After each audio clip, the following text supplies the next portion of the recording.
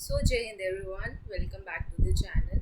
आज हम प्रैक्टिस करने वाले हैं आईआर के 2017 से 2025 का जो हमने मैराथन स्टार्ट किया था उसका लास्ट पार्ट है। ऑलरेडी हम 2017 से लेकर 2024 तक के क्वेश्चन हम प्रैक्टिस कर चुके थे। 2024 में 2 शिफ्ट आई थी, शिफ्ट 1 एंड शिफ्ट 2। तो शिफ्ट 1 के जो क्वेश्चन से हमने ख़त्म कर लिए थे एंड ये वीडियो ज़्यादा लंबा नहीं होगा, बस शिफ्ट 2 के क्वेश्चन प्रैक्टिस करने हैं एंड 2025 के जो आईआर के क्वेश्चन आए थे अभी लेटेस्ट वाले वो प्रैक्टिस करेंगे। देन आपका 85 to 90% आईआर इन पीवाईक्यू से ख़त्म हो जाएगा, सिर्फ अगर आप मेरे जो इससे पहले 4 पार्ट बने हुए हैं आईआर के और ये 5th पार्ट है इसको देख लेते हो तो। So let's begin. तो शिफ्ट 2 की अगर हम बात करें तो शिफ्ट 2 में 2024 का ये पेपर है। 21 अगस्त के मतलब ये आपका हुआ था 4 सितंबर को ये पेपर हुआ था शिफ्ट 2 में, इवनिंग वाली शिफ्ट में। अब देखते हैं इसमें आईआर के कौन कौन से क्वेश्चंस आए थे। So let's begin. एक सेकेंड। सो ये रहा आपका आईआर का फर्स्ट क्वेश्चन आपकी स्क्रीन पर कि पहला ऑप्शन आपको ये 1 2 3 4 5 ऑप्शंस दिए गए हैं। 5 ऑप्शन में से आपको करेक्ट ऑप्शंस बताने हैं। यहाँ पे आपके पास मल्टीपल चॉइस ऑप्शंस हैं।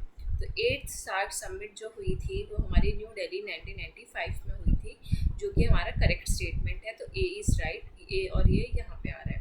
B 1989 was designated as SAARC year of combating drug abuse and drug trafficking. तो अगर आपको नहीं पता कि जो सार्क है वो ड्रग अब्यूज़ और ड्रग ट्रैफिकिंग के लिए काम करता है तो आप पता कर लो। और किस साल में इसको ये ईयर मतलब इन्होंने बनाना शुरू किया था कि हाँ एक combating drug abuse and drug trafficking का ईयर भी होगा अलग से। तो जहाँ से ये शुरुआत हुई वो ईयर था हमारा 1989। ठीक है, तो ये ईयर याद रखना है, हो सकता है दोबारा से रिपीट हो जाए। और उससे भी इम्पॉर्टेंट ये याद रखना है कि ड्रग अब्यूज़ और ड्रग ट्रैफिकिंग को ख़त्म करने के लिए सार्क काम कर रहा है 1989 से। फिर ये ए और बी ऑप्शन मतलब हमारे सही हैं ऑब्वियसली। सी ऑप्शन देखते हैं। There was an assassination attempt on US president, कि यूएस के जो प्रेसिडेंट थे बराक ओबामा, उनको मारने की कोशिश की गई थी, मर्डर करने की कोशिश की गई थी जब वो अपने ऑफिस में थे। ऑफिस इन द सेंस ऐसा नहीं कि वो ऑफिस में बैठे थे, ऑफिस में इतना मतलब कि जब वो उस टाइम पे प्रेसिडेंट रहे थे। क्या जब वो प्रेसिडेंट थे उस टेन्योर के दौरान उन पे मर्डर अटैक हुआ था या असैसिनेशन हुआ था, तो ये ऑप्शन आपका गलत है। देन बात करें Bilawal Bhutto Zardari became Prime Minister of Pakistan in March 2024।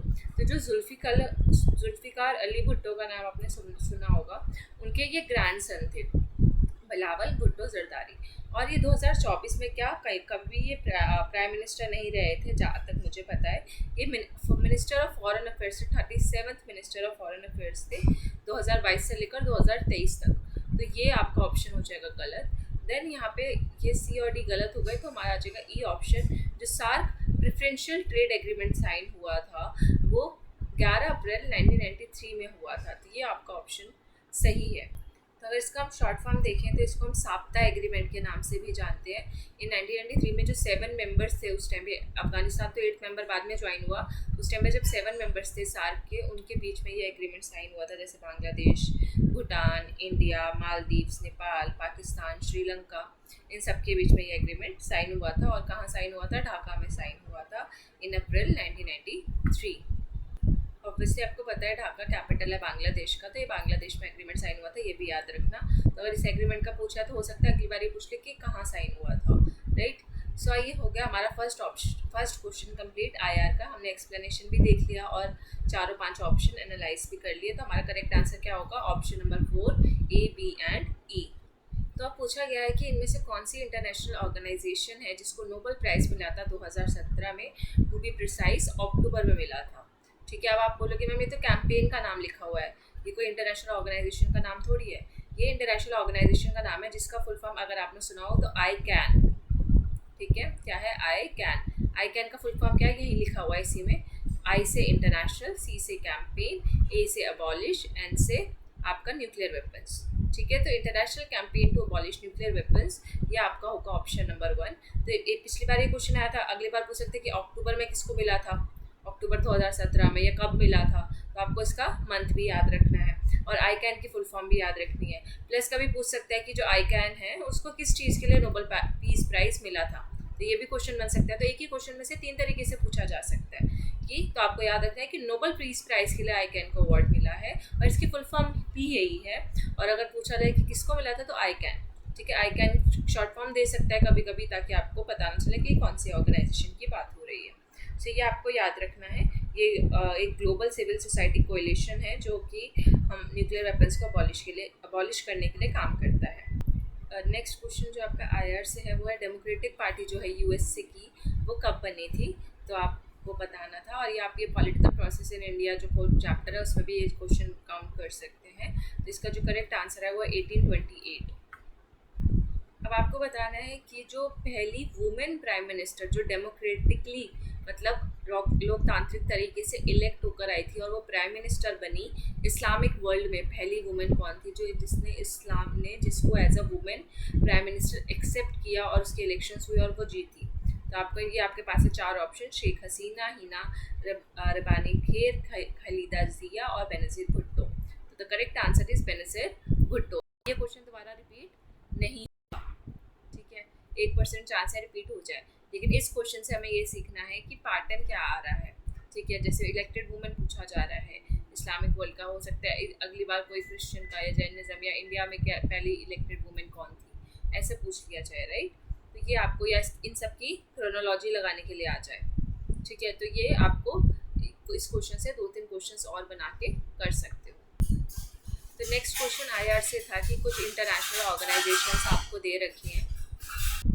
तो एक तरफ इंटरनेशनल ऑर्गेनाइजेशन है, दूसरी तरफ उनका ईयर है कि ये ऑर्गेनाइजेशन कब बनाई गई थी, ठीक है। तो वैसे तो यहाँ 4 ही मेंशन है और जो इम्पोर्टेंट है जैसे सार्क हो गया, आसियान हो गया या और जितनी इंपॉर्टेंट ऑर्गेनाइजेशन है, ईईसी कब बना, तो ये सारे इन सब के भी ईयर आप एक जगह लिख के सिर्फ रोज भी पढ़ोगे तो याद हो जाएंगे एग्जाम वाले दिन। तो अब बात करते हैं अफ्रीकन यूनियन की, फिर Latin American integration, east Asian summit, Eurasian economic community.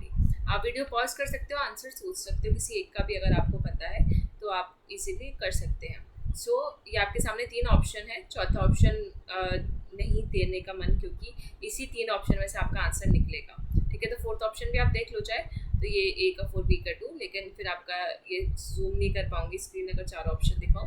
तो मैंने आपको हिंट दे दिया है कि 3 में से आपका ऑप्शन है, आप सोच के वीडियो रिज्यूम कर सकते हो। तो इसका जो करेक्ट आंसर होना चाहिए, जैसे अफ्रीकन यूनियन की अगर हम बात करें तो अफ्रीकन यूनियन बना था हमारा 2002 में। लैटिन अमेरिका इंटीग्रेशन एसोसिएशन की बात करें तो बना था 1980 में। ईस्ट एशियन समिट की बात करें तो 2005 में हुई थी। और यूरेशियन इकोनॉमिक कम्युनिटी जैसे मैंने बोला ईईसी, इसकी बात करें तो ये आया था आपका 2000 में। तो इन सब की चीज़ें आप याद रखो, ऑप्शन नंबर 2 आपका राइट आंसर है, ठीक है। ईईसी कब आया? 2000, तो 2000 का ईईसी था, ऐसे याद रखो, ठीक है। क्या था? 2000 का ईईसी था। ईस्ट एशिया में जो समिट हुई थी तो वो आपकी 2005 में हुई, ठीक है। तो समिट कर जैसे आपने बोला कि पहले यूरेशियन इकोनॉमिक कम्युनिटी हुआ 2000 में, फिर उसके बाद 2002 में क्या हुआ आपका, 2002 में आपका आ जाएगा अफ्रीकन यूनियन, फिर अफ्रीकन यूनियन के बाद फिर से ईस्ट एशिया समिट, पहले यूरेशियन होगा, फिर अफ्रीकन यूनियन होगा, फिर ईस्ट एशियन होगा। और जो लैटिन अमेरिकन है वो तो सबसे फर्स्ट नंबर पे आ जाएगा, क्योंकि मान लो जो सबसे अंडर डेवलप्ड कंट्रीज हम बोलते हैं अफ्रीका, एशिया और लैटिन अमेरिका, तो लैटिन अमेरिका को आप नंबर 1 पे लेकर चलो। तो आपको ऐसे थोड़ा क्रोनोलॉजी दिमाग में बिठाना है, डेट अगर याद नहीं भी हो कि हाँ पहले क्या हुआ, फिर क्या हुआ, फिर क्या हुआ, फिर कौन सी समिट हुई, फिर कम्युनिटी बनी, तो ऐसा करके। तो अगर आप देखो तो जो आपका समिट है वो सबसे लेटेस्ट है 2005 का। तो एक कम्युनिटी पहले बनी थी और फिर उन कम्युनिटी ने मिलकर सबमिट करी है, ऐसा याद कर सकते हो। थोड़ा बहुत सेम से वर्ड है, जैसे एशियन है, इसमें भी ईस्ट एशिया है, यहाँ पे यूरेशियन है, ठीक है। सो नेक्स्ट क्वेश्चन आपका आईआर से कि ऐसे कौन से यूएस प्रेसिडेंट थे जो सिर्फ एक वोट की वजह से बच गए और इम्पीचमेंट उनका नहीं हुआ, ठीक है। एक अमेरिकन कांग्रेस के यूएस के प्रेसिडेंट थे, इम्पीचमेंट प्रोसेस शुरू हुआ, आधे से ज़्यादा लोगों ने उनके खिलाफ वोट किया, लेकिन सिर्फ एक वोट उनके खिलाफ नहीं आया, वो उनके फेवर में आ गया और वो इम्पीच होने से बच गए, मतलब वो टर्मिनेट नहीं हुए। तो वो कौन से प्रेसिडेंट थे? 1868 की ये बात है, तो थे एंड्रयू जॉनसन। अब ऐसे जो क्वेश्चन है वो होते हैं वो ऑब्वियसली अनप्रेडिक्टेबल होते हैं, ज़रूरी नहीं है ये क्वेश्चन दोबारा रिपीट हो, लेकिन इस क्वेश्चन से हमें पता चलता है कि ऐसे क्वेश्चन हम कभी प्रैक्टिस कर ही नहीं सकते, चाहे फिर हम करंट अफेयर्स करके जाएँ या कुछ भी करें। ये कुछ ऐसी हिस्टोरिकल चीज़ें होती हैं हमारे मतलब इंडिया वर्ल्ड में हिस्टोरिकल इवेंट्स होते हैं, उसमें से ही आप पढ़ सकते हो। तो अगर आपको कोई हिस्टोरिकल इवेंट्स का कोई लिस्ट एक जगह मिल जाता है तो यू कैन वहाँ से पढ़ सकते हो कि अच्छा वर्ल्ड में कौन कौन से हिस्टोरिकल मेजर इवेंट्स हुए थे। जैसे बहुत रेयर केस में होता है कि एक वोट से बंदा कोई बच गया, तो इसलिए पूछ लिया गया है। तो Andrew Johnson is the right answer. अब आपको बता रहे हैं इन चारों में से नोबेल पीस प्राइज़ किसको मिला था और क्यों मिला था, क्योंकि जापान और रशिया के बीच में लड़ाई चल रही थी और इस बंदे ने आके वो लड़ाई रुकवा दी थी। ठीक है, जापान और रशिया की लड़ाई इसने रुकवाई। तो कौन था वो, कौन अमेरिकन प्रेसिडेंट था जिन्होंने लड़ाई रुकवाई, मतलब अमेरिका का है और रशिया की लड़ाई रुकवा रहा है, सोचो। सो ये है हमारे थियोडोर रूजवेल्ट। तो ये भी एक हिस्टोरिकल इवेंट है जो अमेरिका ने किया कि रशिया की लड़ाई में घुसा और उसको सॉल्व कराया जापान के साथ मिलके। तो थियोडोर रूजवेल्ट को नोबेल पीस प्राइज़ मिला है। तो ज़्यादातर यूएसए, रशिया और इंडिया और चाइना, इन्हीं के हिस्टोरिकल इवेंट्स पूछे जाते हैं, सारी कंट्रीज़ के नहीं। और ये ज़्यादा से ज़्यादा कभी अफ्रीका का पूछ लेगा। तो इन सब के आप कुछ कुछ हिस्टोरिकल इवेंट्स पढ़ सकते हो अगर टाइम है तो। अगर आपका बाकी सारा पेपर 1 अच्छे से हो गया है, पेपर 2 का आपका बेसिक्स कवर हो गया है सारा, तब आप इन सब पे जाओ। अदरवाइज़ ये 1-2 क्वेश्चन आते हैं हमेशा परेशान करने के लिए, उस पर इतना फोकस नहीं करना है। हो सकता है ये क्वेश्चन रिपीट हो जाए तो आपके लिए प्लस पॉइंट रहेगा, तो इसको याद रख लो। नाउ नेक्स्ट क्वेश्चन, एक तरफ है यूनाइटेड नेशंस के इवेंट्स, जो मेजर इवेंट्स हुए यूएन के। हाँ, यूएन के इवेंट्स भी इंपॉर्टेंट है और उसका ईयर। तो आपको ये मैच करना है थोड़ा बहुत। अगर आपको ईयर याद नहीं है लेकिन एटलीस्ट क्रोनोलॉजी याद होना चाहिए कि पहले कॉफी एनन बने थे या पहले ट्रैक्विल लाइअप सेक्रेटरी बने थे, या पहले पीस कीपिंग ऑपरेशंस जो होते हैं यूएन के स्पेशली, वो कौन सा कब हुआ। तो अगर डेट ना याद रहे पर पहले कौन सा हुआ बाद में कौन सा हुआ, तो उस समय ये क्रोनोलॉजी ऑटोमेटिकली सेट कर सकते हैं। क्योंकि आई नो नंबर तो आपको सबको आते हैं ना, 1 2 3 4 क्या होता है ये तो पता ही है। तो आप उसको 3 पहले आएगा या 2 पहले आएगा ये तो आप खुद से भी कर सकते हो। लेकिन क्रोनोलॉजी, अगर इवेंट्स की क्रोनोलॉजी याद हो तो आप इसको ऑर्डर में लगा सकते हैं, राइट। तो अब देख लेते हैं क्या क्या है इसमें ऑप्शंस। सो इससे हमें पैटर्न ड्रॉ करना और यहीं से आपको 2-3 क्वेश्चन, जैसे 4 क्वेश्चन आपके यहीं से बन रहे हैं, तो इन 4 का तो ईयर याद कर ही लो, ठीक है। और इसके अलावा बाकी अगर आते हैं, जैसे मान लो इन 4 में से कोई एक ऑप्शन भी दोबारा रिपीट हो जाता है, तो क्या पता है उस एक ऑप्शन से आपका आंसर निकल आए, राइट। सो ये ऐसे होता है आपका ट्रिक वीआईक्यू प्रैक्टिस करने का। सो सबसे पहले देखते हैं ट्रिगवाय सेक्रेटरी जनरल बने थे, तो कौन से ईयर में बने थे। अगर हम इसमें सबसे पुराना ईयर देखें तो कौन सा है, 1946। तो 1946 में सबसे पहले आपको याद रखना है कि ट्रिगवाय लाई सेक्रेटरी जनरल बने। और कॉफी एनन तो बहुत बाद में बने थे, राइट। तो कॉफी एनन हमारे बने 1997, बहुत बाद में। देखो 50 भी आ गया, 64 भी हट गया, एकदम लास्ट में बने हैं अभी लेटेस्ट में, ठीक है। तो 1997, उसके बाद आप ये भी देख लो 1998 में कौन, मतलब 2000 में कौन बना लेटेस्ट सेक्रेटरी जनरल यूएन का कौन है, ऐसे करके। जैसे अभी आप सबको पता है एंटोनियो गुटेरेस हमारे सेक्रेटरी जनरल है और 2017 से वही है अभी तक, ठीक है। तो ये आपको याद रखना है। और इससे पहले कौन थे, उससे पहले कौन थे, बैंकिंग मून और ये सब, ये आपको याद रखना है। तो ये हो गया, भी हो गया। सी देखते हैं, UN peace keepers sent to Cyprus. तो सिप्रस में एक ऑपरेशन चलाया गया था जो मैंने आपको पिछले पीवाईक्यू में भी बताया था। आपको कमेंट सेक्शन में बताना है कि वो कौन सा ऑपरेशन था। तो ये यूएन की जो पीस कीपिंग फोर्सेस थी वो सिप्रस में भेजी गई थी। तो 50 में भेजा या 64 में भेजा, थोड़ा सा भी तुक्का अगर आप लगाएं तो यहाँ पे पहले देखें कि high commissioner for refugee establish हुआ था। तो पहले आपको ये याद कर सकते हो कि पहले high commissioner for refugee establish हुआ या पहले यूएन जो अपना पीस कीपिंग ऑपरेशन भेजेगा। तो पहले वो रिफ्यूजीज़ के लिए काम करेगा, फिर रिफ्यूजीज़ को जब वो ठीक हो गए उसके बाद उन्होंने सिप्रस वाला किया, ऐसे याद कर सकते हो। तो डी का अगर हम देखें तो डी है 1950 और सी जो है आपका 64। तो पहले क्या हुआ, रिफ्यूजीज़ के लिए काम किया यूएन ने और फिर पीस कीपिंग ऑपरेशन शुरू किया सिप्रस में। तो जो करेक्ट आंसर है आपका ऑप्शन नंबर 4। और ये आपको पता होना चाहिए फर्स्ट यूएन के जनरल सेक्रेटरी थे, तो सबसे पहले ऑब्वियसली यही बनेंगे। तो अगर आप ये भी निकाल लेते कि हाँ सबसे पहले ये बना था और यूएन कब बना था सबको पता है 1945 के बाद सबसे पास वाला ईयर कौन सा था, 46। तो उसी में फर्स्ट सेक्रेटरी जनरल बना होगा यूएन का। और अगर आपको सिर्फ इतना भी पता है तो आप ए का 3 मार्क कर सकते थे, और ए का जो 3 है वो बस एक ही ऑप्शन में, ऑप्शन नंबर 4 में, ठीक है। अब आपका जो नेक्स्ट क्वेश्चन है ये भी सार्क ईयर्स से रिलेटेड है, क्योंकि सार्क हर साल कुछ ना कुछ एक ईयर सेलिब्रेट करता है जिसमें वो उस पूरे साल में उस पर्टिकुलर कॉज के लिए काम करता है। जैसे अभी आपको मैंने थोड़ी देर पहले 1989 का ईयर बताया था, कौन सा ईयर था, ड्रग से रिलेटेड, कि ड्रग अब्यूज़ रोकना, ड्रग ट्रैफिकिंग रोकना। तो 1989 में सार्क ने बढ़ चढ़कर ड्रग अब्यूज़ के लिए काम किया, ड्रग ट्रैफिकिंग को रोकने के लिए काम किया। वैसे सार्क ने अलग अलग चीज़ों मुद्दों पे अलग अलग ईयर्स सेलिब्रेट करता है। अब इस सबके ईयर्स तो हम याद नहीं रख सकते, लेकिन एटलीस्ट क्या क्रोनोलॉजी याद रख सकते हैं, कोई कहानी बना सकते हैं, तो येस वी कैन। सो अगर हम इसका देखें तो सबसे पहले इंपॉर्टेंस वाइज देख लेते हैं। तो सबसे पहले देखो ड्रग्स ख़त्म करना इंपॉर्टेंट था, राइट। तो हमने ड्रग वाला कर लिया सबसे पहले। इसके बाद अगर हम पहले क्रोनोलॉजी पे आए, फिर मैं आपको ईयर भी बताऊंगी। फिर उसके लिए उनके साथ के लिए इंपॉर्टेंट था कि यार गर्ल्स चाइल्ड को पहले बचाया जाए, तो गर्ल्स की बात की उन्होंने सबसे पहले। तो आपका 1 और 3 में से आपका एक आंसर होगा। अब बात करें डी और सी, तो क्या वो इन्वायरमेंट की बात पहले कर रहे हैं या डिसेबल पर्सन की? तो देखो, अगर डिसेबल कम पैदा होंगे अगर हमारा इन्वायरमेंट अच्छा हो, ठीक है। जैसे हिरोशिमा नागासाकी हुआ था, इन्वायरमेंट खराब हो गया, तो उसके बाद वहाँ की आधी से ज़्यादा जनरेशन और अभी तक लोग जो है डिसेबल पैदा होते हैं, राइट।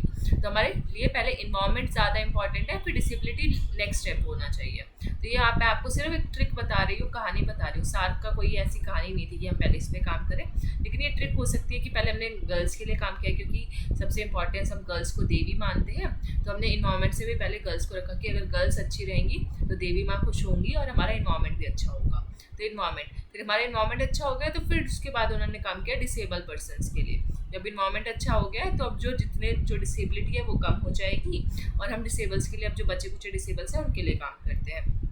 आफ्टर दैट उन्होंने काम किया यूथ के लिए। मतलब डिसेबिलिटी भी खत्म हो गई, अब आ जाता है यूथ पे कि भाई नेक्स्ट इंपॉर्टेंट डिसेबल्स के बाद है हमारा यूथ। फिर हमने वो काम किया यूथ के लिए, क्योंकि यूथ को अच्छा बना देंगे तो हमारी इकोनॉमी ग्रो करेगी। एंड इकोनॉमी की बात जहाँ आई, क्योंकि यूथ जो है अगर उसको हम गरीबी से बाहर निकाल दें तो हमारी इकोनॉमी तब ग्रो करेगी। तो पहले हमने यूथ के लिए काम किया, और फिर उन यूथ की मान लो हमने गरीबी मिटाई। अगर हमें चाहिए कि यूथ अच्छे से काम करे तो हमने उसकी क्या करी, गरीबी मिटाई। तो पावर्टी इरेडिकेशन। अब एक एक करके हम इसका अगर ईयर देखें, तो सबसे पहले अगर मैं बात करूँ यूथ वाले ईयर की, तो 1995 है इसका ईयर। आप लिख भी सकते हो या लास्ट में स्क्रीनशॉट भी ले सकते हो। इसको थोड़ा सा हम क्लीन कर लेते हैं ताकि अच्छे से दिख जाए। सार्क ईयर ऑफ यूथ जो हम मनाते हैं वो आपका आ जाएगा 1995 में मनाते हैं। देन मनाते हैं इन द सेंस कि वहाँ पे पहली बार इसकी शुरुआत की गई थी। फिर इसके बाद आपका जो गर्ल चाइल्ड वाला ईयर है वो है 1990। गर्ल चाइल्ड के बाद आपका आएगा इन्वायरमेंट का जो आपका ईयर है वो है 1992। और इन्वायरमेंट के बाद अगर मैं बात करूँ डिसेबिलिटी की, तो 1993।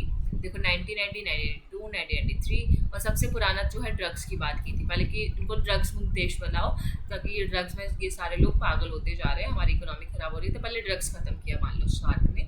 ऐसे करके आप इसको याद कर सकते हो।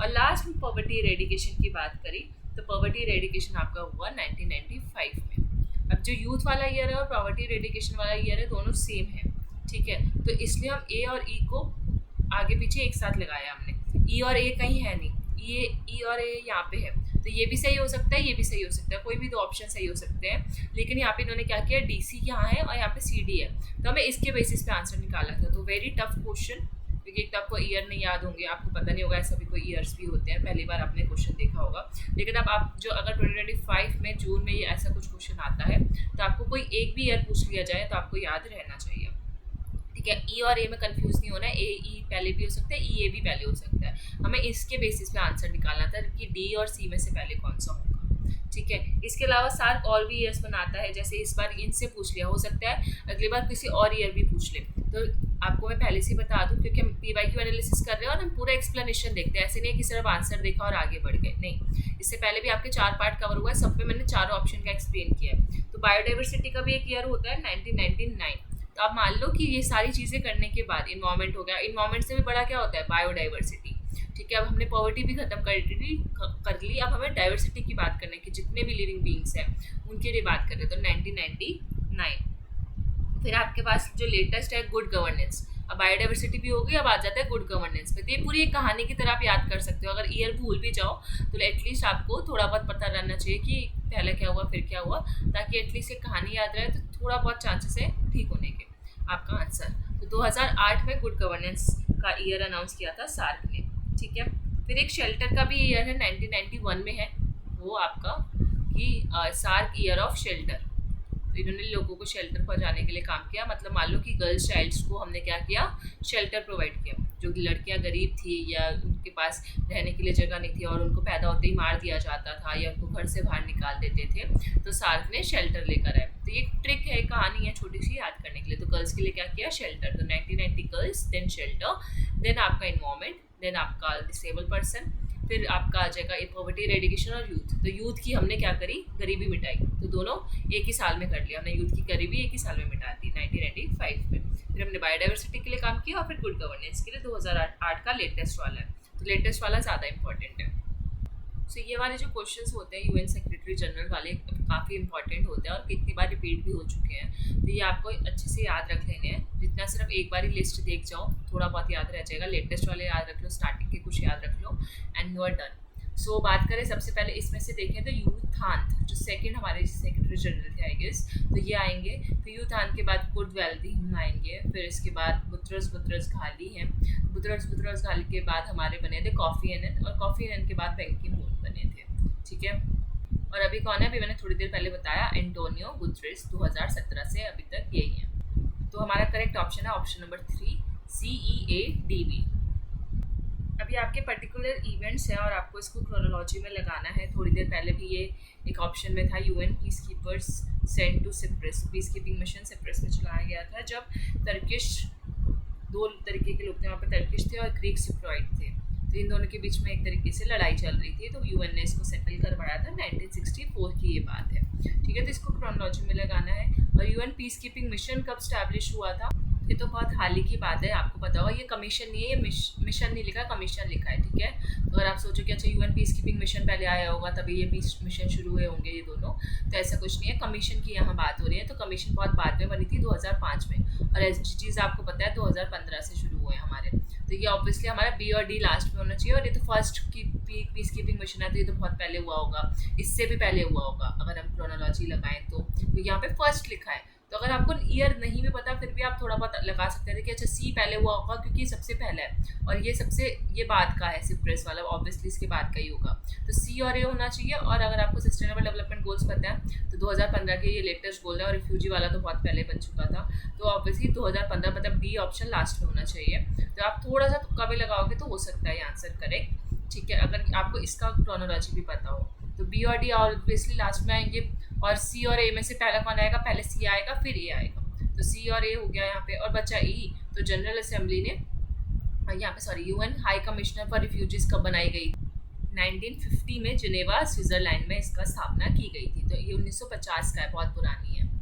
और स्विस कनाल की भी डेट याद रख लो, इसकी डेट को बहुत बारी पूछी गई है। तो 56 में ये मिशन हुआ था क्योंकि काफ़ी फेमस रहा था, तो स्विस कनाल वाला 1956 में है। अभी one of the easy questions होते हैं कि आप कोई एक भी जानते हो तो आपको आना चाहिए, स्पेशली बुक जो आईआर की बुक्स एंड ऑथर्स हैं आईआर के, वो पता होने चाहिए, इंपॉर्टेंट, और कुछ यूनिक भी आ जाते हैं। तो ये आपके यूनिक थिंकर्स में आते हैं। इमैनुअल वॉलरस्टीन का आप सबको पता ही है। सो जॉर्ज सोरोस, ठीक है, ये अगर आपको लगेगा कि ये यूनिक है पर आपको मतलब यकीन नहीं होगा, ये क्वेश्चन मैं ऑलरेडी प्रैक्टिस करवा चुकी थी, अपनी ग्लोबल पॉलिटिक्स की बुक करवाई है मैंने। ठीक है, तो ये क्वेश्चन पहली बार आया था, लेकिन उससे पहले मैं अपनी प्लेलिस्ट में कराया था ग्लोबल पॉलिटिक्स जो कि एंड्रयू हेविट की है। तो उसमें जॉर्ज सोरोस का नाम था, हरमन डेली का नाम था। ठीक है, तो ये ऑलरेडी हम कर चुके थे, तो ये आप वो प्लेलिस्ट भी देख सकते हैं। तो उससे आपका आईआर की वो प्लेलिस्ट प्लस PYQ में ला के आपका आराम से 99% कंप्लीट हो जाएगा। और 1% जो यूनिक क्वेश्चन आते हैं करंट अफेयर्स वगैरह से, वो तो आपको खुद से करने पड़ेंगे। तो जॉर्ज सोरोस की बात करें अगर हम, तो इन्होंने बुक लिखी थी ओपन सोसाइटी। ठीक है, तो ये बहुत सोरो में थे, मैंने आपको ट्रिक भी बताई है उन सारी प्लेलिस्ट में कि कैसे याद कर सकते हैं। सोरस से सोरो मतलब बहुत दुखी थे वो, क्योंकि उनको एक ओपन सोसाइटी नहीं मिल रही थी जहाँ पे वो अपना खुले विचार रख सके। ठीक है, इसलिए वो क्या थे? सोरो में थे, दुखी थे। तो ए का हो गया हमारा 2। फिर आते हैं पॉल क्रूगमैन में, क्या इसका नाम बहुत अजीब है, पॉल क्रूगमैन। तो पॉल क्रूगमैन ने बुक लिखी थी the conscience of a liberal. ठीक है, the conscience of a liberal. तो जो हमारे क्रूगमैन थे उनको साइंस बहुत पसंद थी, तो ऐसा मान के आप इसको थोड़ा सा याद रख सकते हो। देन हरमन डेली की अगर हम बात करें तो Herman Daly for the common good, तो ये डेली से हम याद कर सकते हैं। हरमन डेली के एक हरमन था, मतलब एक मैन था, वो डेली क्या करता था? डेली लोगों की भलाई के लिए काम करता था, वो रोज़ कुछ ना कुछ अच्छे काम करता था कॉमन गुड के लिए। ठीक है, तो मैन डेली कॉमन गुड के लिए काम करता था, तो हरमन डेली का आपका हो जाएगा सी का for the common good, option 1 is the right answer. और इमैनुअल वॉलरस्टीन का आप फेमस थिंकर है आईआर में, आपकी वर्ल्ड सिस्टम थ्योरी में, जिनकी बुक है डिक्लाइन ऑफ अमेरिकन पावर। ठीक है, यूनिक बुक है, ज़्यादातर आप दूसरी बुक्स पढ़ते हो इनकी वर्ल्ड सिस्टम थ्योरी की, पर ये भी इनकी एक बुक है डिक्लाइन ऑफ अमेरिकन पावर। तो एटलीस्ट जो फेमस थिंकर है उनकी बुक याद रहेगी, तो आप ऑप्शन एलिमिनेट कर सकते थे। ठीक है, तो Immanuel Wallerstein decline of American power. तो ये जो एक वॉल थी, हमने वॉल को क्या करा, वो कौन सी वॉल थी? अमेरिका की वॉल थी, उसको हमने डिक्लाइन कर दिया। अब ये बहुत इजी क्वेश्चन है आईआर का, बताओ इजी क्यों? क्योंकि इसमें थोड़ा सा आईपीटी का एक ऑप्शन आईपीटी का दे दिया है और बाकी ज़्यादा आपका इससे रिलेटेड है, क्या बोलते हैं, आईआर से रिलेटेड है, ठीक है। नो, और इसमें पॉलिटिकल थ्योरी का भी है, मतलब ये मिक्स्ड क्वेश्चन है, तो आईआर का भी है, आईपीटी का भी है, पॉलिटिकल थ्योरी का भी है, लेकिन हमने इसको आईआर के क्वेश्चन में कंसिडर कर रहे हैं, ठीक है। तो अब आप बताओ, अभिनव भारत सोसाइटी किसने स्टैब्लिश की थी? तो अगर ये कोई बंदा जल्दी जल्दी में चला जाएगा और नॉट वर्ड नहीं पड़ेगा तो कहेगा अच्छा ये ऑप्शन तो हो ही नहीं सकता, A1, 2 और 3 में से कोई ऑप्शन होगा, और वो सोचने लग जाएगा आधा घंटा कि अच्छा क्या होगा क्या नहीं होगा। लेकिन आपको जैसे अगर आपने नॉट वर्ड पे ध्यान दिया हो तो वी.डी. सावरकर ने यहाँ लिखा है कि वी.डी. सावरकर ने अभिनव भारत सोसाइटी नहीं बनाई थी, बल्कि वी.डी. सावरकर ने ही तो बनाई थी। तो अगर हम सी को भी एलिमिनेट कर दें तो सी तीनों ऑप्शन में आ रहा है, बस एक ऑप्शन में नहीं आ रहा, ऑप्शन नंबर 3। तो हमारा option number 3 is the right answer for this question, A, B and D। अब एक बार हम एक्सप्लेनेशन भी देख लेते हैं। सी का तो मैंने बता दिया। अ consensus on poverty eradication was adopted at the 7th SAARC summit. तो पॉवर्टी इरेडिकेशन का मैंने ईयर बताया था अभी थोड़ी देर पहले, अगर याद हो, 1995 7th SAARC समिट हुई थी, वहाँ पे पॉवर्टी इरेडिकेशन को लेकर कंसेंसस हुआ था। कंसेंसस क्या होता है? मत, सब एक दूसरे को एक मत पे आते हैं, उसको बोलते हैं कंसेंसस। हिंदी मीडियम वालों के लिए बता रही हूँ। फिर जो मजीनी है, बहुत फेमस है, उन्होंने ऑन नेशनैलिटी बुक लिखी थी, तो ये बात सही है। तो इससे आपको सिर्फ ये क्वेश्चन पढ़ के आगे नहीं बढ़ना, यहीं पे इस चीज़ को लर्न कर लो कि ऑन नेशनैलिटी बुक किसकी है। तो नेशनैलिटी के लिए बात कर रहे हैं मजीनी। नेशनैलिटी के लिए कौन बात कर रहा है? मजीनी, जो कि इटली के थे।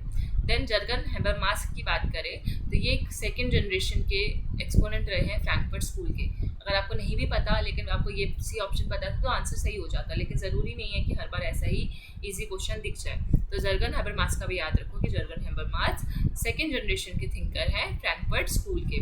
तो ये भी आपको एक फैक्ट यहाँ पे भी याद हो गया, 2 फैक्ट्स याद हो गए, ऑन नेशनैलिटी और ये। और सार्क, कौन सी सार्क समिट थी? ईयर तो मैंने बता दिया। सार्क समिट कौन सी थी? 7th सार्क समिट में पॉवर्टी इरेडिकेशन की बात हुई थी। फिर इंडिया ने क्या, जो हमारा प्लानिंग प्रोसेस है, नीति आयोग वगैरह, प्लानिंग कमीशन, 5 ईयर प्लान्स, क्या हमने यूएसए से लिया था? तो ये गलत है। तो किससे लिया था फिर? तो आपको कमेंट सेक्शन में बताना है क्या हमारा ये ओरिजिनल था प्लानिंग प्रोसेस या हमने किसी से लिया था। तो कमेंट सेक्शन में you have to answer that. तो आपका option number 3 is the right answer. Now again a very easy question कि 14 पॉइंट्स प्रोग्राम कौन से अमेरिकन प्रेसिडेंट ने दिया था वर्ल्ड वॉर 1 के बाद, यानी कि 1918 के बाद, 1919 में या 1918 में किसने दिया था? तो ऑब्वियसली 14 पॉइंट्स प्रोग्राम आपको पता ही है, वुड्रो विल्सन का है। एक बार आपका ये होमवर्क है, होमवर्क क्या, वैसे मैंने पीवाईक्यू में भी प्रैक्टिस करा दिया था, पिछले जो 4 पार्ट हुए हैं उसमें एक क्वेश्चन रिपीटेड था, तो एक्सप्लेनेशन हमने उसी में देख लिया था। तो आप 14 पॉइंट्स एक बारी प्रीवियस ईयर अगर आप करके आए हो, बाकी 4 पार्ट्स तो आपका कवर ये क्वेश्चन हो चुका है। अब पहले देखो यूएन के सेक्रेटरी जनरल पूछते थे, अब सार्क के भी पूछने लग गए हैं, तो ये बहुत डिफिकल्ट क्वेश्चन है। ऑब्वियसली अगर हमने पढ़े होंगे तभी हमें थोड़ा सा क्रोनोलॉजी याद रह सकता है। तो अगर हम बात करें अबुल एहसान की, तो ये बने थे 1995 में। फिर यादव खान सिलावल, ठीक है, नहीं सॉरी, जो हमारे अबुल एहसान थे वो 1989 में बने थे, और यादव खान सिलावल इसी में ईयर में बने थे 95, नीम हुसैन 1998 और शीलकांत शर्मा 2011। तो ये ऑलरेडी क्रोनोलॉजी में सेट था, ऑप्शन नंबर 2 राइट आंसर है। और ऐसे क्वेश्चन ज़्यादातर जो डिफिकल्ट आते हैं उनका आंसर ए का 1, बी का 2, सी का 3 ऐसे ही होता है। ज़्यादातर आप इस पर थोड़ा सा मतलब 60% बेट लगा सकते हो। 60% केसेस में ऐसे क्वेश्चन सिर्फ अगर नहीं आते तो ऐसे में ही सही होते हैं, स्पेशली क्रोनोलॉजी वाले सामने सामने आंसर होता है मोस्ट ऑफ द केसेस में। तो ये आपको ईयर आ गया। अब ईयर की जगह आप ये भी याद रख लो कि पहले कौन बना, फिर कौन बना, फिर कौन बना और फिर कौन बना। तो अबुल आए थे, फिर यादव साहब आए, फिर हसन आए। तो पहले एहसान, फिर हसन बाद में। पहले एहसान किया, किस पे एहसान किया? यादव पे एहसान किया, और फिर हसन हुआ, हसन के बाद शीलकांत शर्मा, तो फिर शर्मा आए, ठीक है। तो एहसान पहले, हसन बाद में है, तो ये दोनों राइम कर रहे हैं ना। फिर एहसान किया यादव पे और वो हंसने लगा, और हंसते हंसते वो शर्मा गया, यानी कि शर्मा, ठीक है। तो दिस इज़ अ छोटा सा फनी सा ट्रिक, अगर याद रहे तो। मतलब ज़रूरी नहीं है कि दोबारा ये क्वेश्चन रिपीट हो, फिर भी थोड़ा सा ट्रिक से एक दो भी याद रह गए तो इजी रहेगा। और यहीं पे आप सार्क की एक्स्ट्रा इन्फॉर्मेशन भी याद रख लो कि 1985 में बना था। कहाँ बना था? ढाका, बांग्लादेश में इसको स्टैब्लिश किया गया था। लेकिन क्या इसका हेडक्वार्टर भी वहीं है जहाँ पे स्टैब्लिश हुआ था? तो नहीं, इसका हेडक्वार्टर का है नेपाल में। नेपाल में कहाँ? काठमांडू में। तो ये थोड़ी बातें हैं जो आपको पता होनी चाहिए। और साथ में कितने मेंबर्स हैं सेक्रेटरी जनरल की, कुछ क्रोनोलॉजी, शुरू के 2-3, लास्ट के 2-3, बस काफ़ी है। तो जो हमारी सबसे पहली कॉन्फ्रेंस हुई थी, अगर पूछा जाए ह्यूमन राइट्स डॉक्यूमेंट इंटरनेशनल। तो आपका जो इसमें करेक्ट आंसर है वो है ये। Convention relating to status of refugees हुई थी 1954 में। डिक्लेरेशन ऑन टॉर्चर हुआ हमारा 75 में। देन चाइल्ड की बात की गई 1990 में। और आपका ये फंडामेंटल राइट्स की अगर बात करें, यूरोपियन यूनियन के फंडामेंटल राइट्स का जो चार्टर बना था वो 2000 में। ठीक है, तो ये थोड़े डिफिकल्ट है, इसका ईयर भी याद ज़रूरी नहीं है, बट हाँ ये वाला इंपॉर्टेंट है, रिफ्यूजीज़ वाला और चाइल्ड वाला। तो रिफ्यूजीज़ पहले हुआ, फिर टॉर्चर हुआ, फिर चाइल्ड आएगा और लास्ट में फंडामेंटल राइट्स। अब आपको ये करेक्ट स्टेटमेंट बतानी है कि ये 5 स्टेटमेंट्स में से कौन सी करेक्ट है, कौन सी 4 करेक्ट है बेसिकली, या कौन सी पाँचों की पाँचों करेक्ट है। तो एक चाइनीज़ कम्युनिस्ट जो पार्टी थी वो एक कैडर बेस्ड पार्टी है, तो ये सही है। ऑटो क्रिशमायर ने कैच ऑल पार्टीज़ के बारे में एक कैटेगरी अनाउंस की थी, जो मतलब कैच ऑल पार्टीज़ का जो आइडिया था वो ऑटो क्रिशमायर से आया था, तो ये भी सही है। देन ऑटो क्रिशमायर जो थे उनको US Republican and democratic party का लीडर बनाया गया था, एंड उस पार्टी में रहकर उन्होंने कैच ऑल पार्टीज़ की शुरुआत की।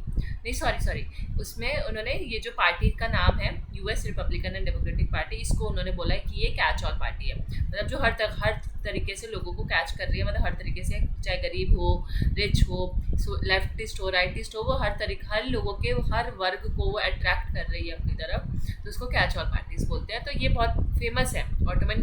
ऑटो जो क्रिशमायर है ये फेमस अपने टाइम पे रहे हैं थिंकर, तो ये इंपॉर्टेंट है कि आपको पता होना चाहिए था। अगर किसी का आईआर का बेस भी स्ट्रॉन्ग है तो उन्होंने ये नाम सुना होगा। देन बात करें एंथनी डाउन्स की, जो कि इकोनॉमिस्ट थे। उन्होंने बोला कि जो पॉलिटिशियंस है वो पावर सीकिंग होते हैं, वो हमेशा पावर के लिए लड़ते रहते हैं। Who are willing to adopt whatever policies are likely to bring them electoral success. और वो उसको अगर इलेक्शन में जीतने के लिए वो कोई भी पॉलिसी अडॉप्ट करेंगे, किसी भी हद तक जाएंगे, चाहे पॉलिसी अच्छी हो नहीं हो, उससे अगर इलेक्शन जीता जा सकता है तो वो कोई भी पॉलिसी मतलब आपको बढ़ा चढ़ा के बता देंगे। तो ऐसा एंथनी डाउन्स ने इसके लिए बोला था, पॉलिटिशियंस के लिए। तो ये भी आपका सही है। तो ABCD सही है। ई देखते हैं, तो इन दो में से ही बचा हमारा आंसर। थॉमस जेफरसन जो है वो यूके डिक्लेरेशन ऑफ फ्रीडम एक आपका एक बुक है, उसके वो ऑथर है। तो ये आपको बताना सही है कि नहीं। अगर हम बिना सोचे समझे देखें कि अच्छा इसके तो 4 टाइप की फ्रीडम की आप बात करते हैं, राइट टू, जो हमेशा बहुत बारी आईआर से क्वेश्चन आता है कि 4 तरीके की फ्रीडम थॉमस जेफरसन ने दी थी। ठीक है, freedom from want, freedom to speech ऐसे करके, फिर freedom from fear, freedom to of religion, ऐसे करके 4 फ्रीडम है, राइट। तो इन थॉमस जेफरसन कहाँ के प्रेसिडेंट है, पहले ये बताओ। यूएसए के 3rd प्रेसिडेंट थे कि नहीं? तो अगर वो यूएसए के प्रेसिडेंट थे तो यूके में उनका क्या काम? और उन्होंने कौन सी डिक्लेरेशन दी थी? उन्होंने दी थी यूएस डिक्लेरेशन ऑफ इंडिपेंडेंस। ठीक है, यहाँ पे आपको कंफ्यूज करने के लिए सेम वर्ड डाल दिया ताकि आप ई ऑप्शन भी करेक्ट कर दो। एक छोटा सा अगर आप दिमाग लगाते, कॉमन सेंस लगाते, तो ई ऑप्शन नहीं करके आते कहीं भी, और ई हट जाएगा तो वैसे ही आपका D3 ऑप्शन करेक्ट आ जाएगा। तो यूके डिक्लेरेशन ऑफ फ्रीडम, तो 3 फ्रीडम की उसमें बात हुई थी। जैसे आपको अगर याद होगा बिल ऑफ राइट्स यूके का 1689 का, ठीक है, तो उसकी बात की गई थी। देन इसके अलावा आपके यूके डिक्लेरेशन ऑन फ्रीडम में आपके ह्यूमन राइट्स एक्ट 1998 ये भी बात की गई थी। एक आपका 1689 का बिल ऑफ राइट्स है यूके का, मतलब इसके यूके डिक्लेरेशन ऑफ फ्रीडम में ये डॉक्यूमेंट्स आते हैं, ये वाला डॉक्यूमेंट आता है, ह्यूमन राइट एक्ट का डॉक्यूमेंट आता है। फिर एक ऑक्सफोर्ड डिक्लेरेशन भी हुई थी। ऑक्सफोर्ड डिक्लेरेशन हुई थी हमारी freedom of speech and expression से रिलेटेड, तो ये भी आपका यूके डिक्लेरेशन ऑफ फ्रीडम का पार्ट है। तो हमने यूके डिक्लेरेशन ऑफ फ्रीडम है क्या वो भी समझ लिया, ठीक है, और इसमें थॉमस जेफरसन का रोल क्यों नहीं था और उन्होंने कौन सा डिक्लेरेशन दिया था वो भी समझ लिया। अब हमने शिफ्ट टू 2024 के जो क्वेश्चंस आए थे वो कंप्लीट कर लिए, जो आईआर से आए थे। अब आ जाते हैं 2025 के जनवरी के क्वेश्चन पे, जो कि सिर्फ एक ही शिफ्ट में ये एग्ज़ाम हुआ था और आपको सिर्फ यही क्वेश्चंस करने हैं। 3 से 6 में एग्ज़ाम हुआ था पॉलिटिकल साइंस 6 जनवरी को। तो इसमें कौन कौन से आईआर के क्वेश्चन आए थे वो प्रैक्टिस करते हैं। सो 2025 का फर्स्ट क्वेश्चन 51 पे ही है कि वुमेंस मूवमेंट जो हुआ था यूएसए में, उसमें बहुत स्ट्रॉन्ग मूवमेंट चला था ओवर द ईयर्स। कुछ उसके रिलेटेड फैक्ट्स बताए हुए हैं, मतलब फेमिनिज्म के मूवमेंट से रिलेटेड जो यूएसए में चला। तो सबसे पहला है सेनेका फॉल कन्वेंशन जो हुई थी 1848 में हुई थी, और सेनेका फॉल कन्वेंशन की शुरुआत में ही यूएस वुमेंस राइट मूवमेंट शुरू हो गया था। तो ये क्या सही है? एक सेकेंड, हाँ, तो सेनेका फॉल्स कन्वेंशन से क्या यूएस में वुमेन्स राइट मूवमेंट शुरू हो गया था 1848 में, तो ये करेक्ट आंसर है। तो आपको यही याद रख लेना है कि 1848 में क्या हुआ था। 1848 में सेनेका फॉल कन्वेंशन हुई थी। कन्वेंशन के तहत किसका जन्म हुआ, मतलब उसका आउटकम क्या आया, तो यूएस वुमेन्स राइट मूवमेंट शुरू हुआ। इस कन्वेंशन के बाद। फिर बी ऑप्शन देखें तो जो 19th अमेंडमेंट हुआ है यूएसए के कॉन्स्टिट्यूशन में, क्या उस 19th अमेंडमेंट जो बात करता है राइट टू वोट की अमेरिकन वुमेन्स के लिए 1920 में, या 1920 में अमेरिका की जो औरतें थी उनको राइट टू वोट मिल गया था और वो 19th अमेंडमेंट के थ्रू मिला था? तो येस, इट इज़ राइट। तो दूसरा फैक्ट आपको ये याद रखना है कि कौन सा अमेंडमेंट हुआ था, 19th अमेंडमेंट हुआ था, राइट टू वोट दिया गया वुमेन्स को, कौन सी, अमेरिका की वुमेन्स को। फिर यहाँ पे थर्ड ऑप्शन है आपका द नेशनल, ये सही हो गया, the national women suffrage association was set up in 1869। तो national women suffrage association, suffrage क्या होता है, वही हमारा राइट टू वोट। तो 1869 में ही ये एक एसोसिएशन बन चुकी थी कि जो डिमांड कर रही थी वुमेन राइट्स की, कि वुमेन को राइट दिया जाए। कौन सा, सफ्रेज राइट। सफ्रेज राइट मतलब राइट टू वोट दिया जाए। तो ये शुरू हो गया था 1869 में, और आप सोचो कितने, ऑलमोस्ट 100 ईयर्स लग गए 1920 में जाके ये इसको राइट्स मिले। तो शुरू कब हुआ, 1869 में, और लागू क्या मतलब, इनकी डिमांड सुन के अमेंडमेंट होके 1920 में ये चीज़ें हुई। फिर क्या, सेकंड सेक्स जो बुक है ये किसने लिखी है? तो ये सैमन दे बोअर ने सेकंड सेक्स बुक लिखी है, सबको पता है, इजी क्वेश्चन। ई ऑप्शन देख लेते हैं, the history of black women in the US has been narrated first by Greta Thunberg. हाँ, ग्रेटा थनबर्ग के बहुत जाना पहचाना नाम है, जाना पहचाना और मतलब पॉपुलर नाम है जिन्होंने ब्लैक वुमेन के लिए बहुत काम किया है। लेकिन यहाँ पे लिखा है कि फर्स्ट, सबसे पहली बार जो ब्लैक वुमेन की जो हिस्ट्री थी वो किसने बताई थी? तो एक ऐसी औरत थी जिसने पीएचडी की थी हिस्ट्री में, और उसकी हिस्ट्री का जो उसके थीसिस का टाइटल था वो यही था कि हिस्ट्री ऑफ ब्लैक वुमेन। तो ये कौन थी, उसको हम थोड़ा सा रब कर लेते हैं, और मैं आपको यहाँ पे नाम लिख के बता देती हूँ ताकि आप अपने नोट्स में नोट डाउन कर सको या स्क्रीनशॉट ले सको। तो उनका नाम था अना जूलिया कूपर, सुना होगा शायद आपने। तो अना Julia Cooper was the first person who in her PhD thesis in history में पीएचडी किया, और उन्होंने ब्लैक वुमेन की हिस्ट्री यूएस में जो थी वो लिखी कि यूएसए में ब्लैक वुमेन के साथ कैसा ट्रीटमेंट होता है। तो it was not Greta Thunberg, it was Julia Cooper.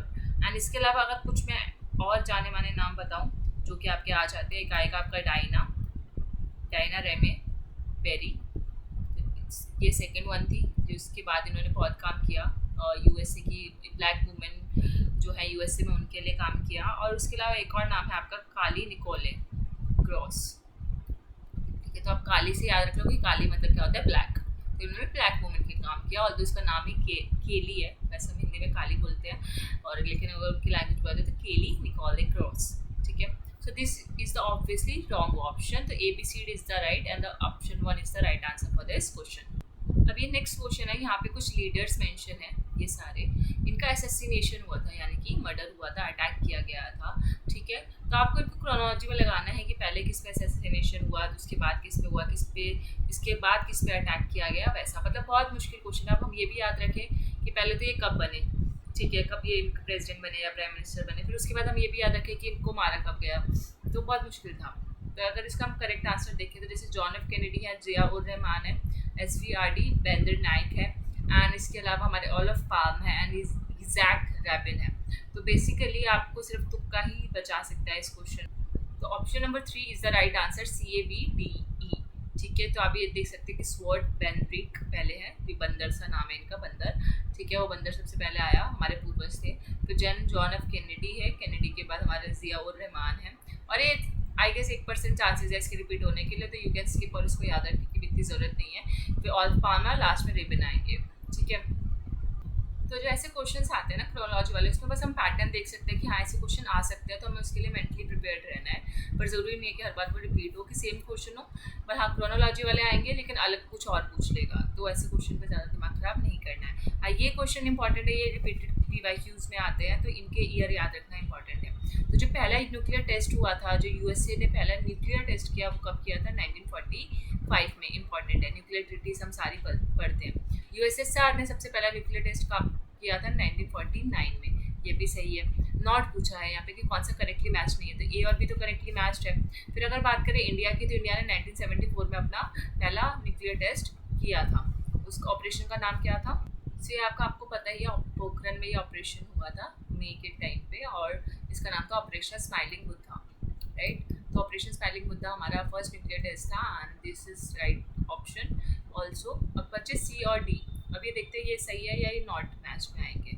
तो फ्रांस का जो हुआ था ऑपरेशन हुआ था 1960, जो चाइना का ऑपरेशन हुआ था वो हुआ था 1964 ना कि 74। तो ये आपके दो हो गए और ये दोनों ही आपके गलत है, मतलब गलत ईयर लिखा हुआ है। तो सी और डी आपका करेक्ट आंसर होना चाहिए, यानी कि ऑप्शन नंबर 3। सी और डी क्यों करेक्ट होना चाहिए?